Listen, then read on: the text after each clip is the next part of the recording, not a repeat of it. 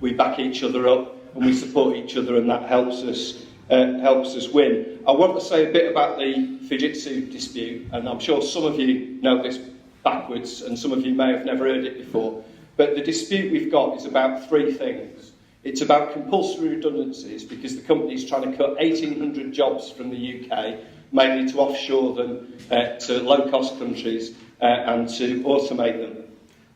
It's about victimisation of reps. There's reps that, like myself, they made a fake redundancy in the area I'm in order to dismiss me.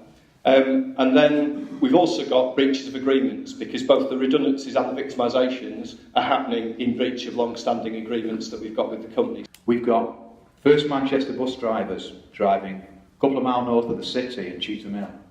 And they're not alone, they're an example, driving for £12.10 an hour. We've got bus drivers a couple of miles south of the city in Russia, driving for £9.55. Well, actually, they drive for £9.05 and then they throw in 50 pence attendance bonus. The company claim that they cannot afford to harmonise pay, despite a commitment they made in 2013 when our members would get the rate for the job. Now they're saying they haven't got any money. Now this is the biggest transport company. This is the biggest transport company in the world.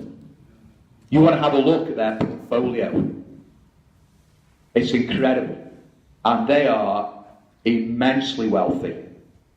We're accepting the principle now that they are bankrupt, but not financially, only morally and ethically. There is a sea change going on in our society. I think people who saw and felt the pain from the bankers' crisis 10 years ago, where they brought the world economy into a state of meltdown, and the bankers survived and kept their bonuses, and workers suffered. I think people have had enough of that.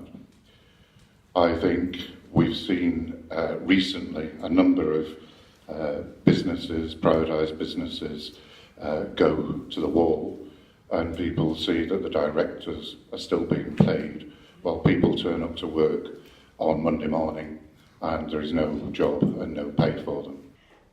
But taking industrial action is an absolute democratic right, and it's an absolute human right.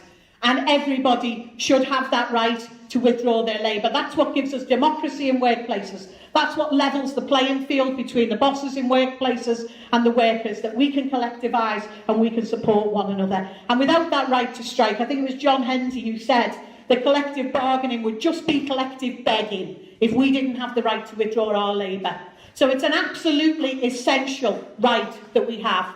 No one takes it lightly, and we applaud those who have organised their workplaces sufficiently to understand that solidarity and collective action can achieve things.